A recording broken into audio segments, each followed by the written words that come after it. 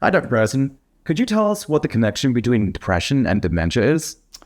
Yeah, that's a huge question, actually, because when you look at what's actually driving dementia, there is a supply and a demand. And when you're young, supply is high, demand is low. As you begin to accumulate infections, toxins, change in your oral microbiome, anything that is driving that need for responding, giving you inflammation, this is going up. And of course, your supply may be going down. Your hormones may not be as high. Your nutrients may not be as good. Your neurotrophic factors may not be as good. You may have some sleep apnea, all these things. So you begin to see that change.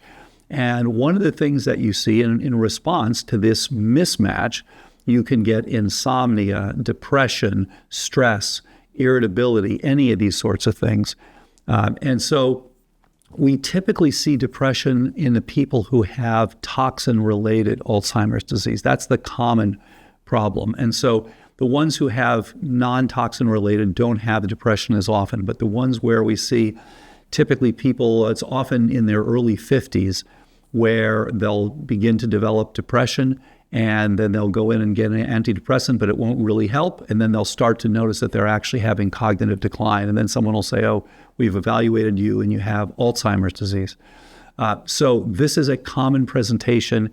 If you're developing depression, think about that. Think about whether, in fact, maybe the supply and demand is not being met.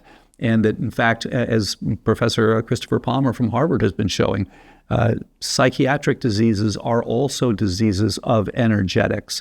And so this is something that to be aware of, and something that's absolutely related. And we see it relatively commonly, especially, as I mentioned, in the toxic forms of Alzheimer's disease.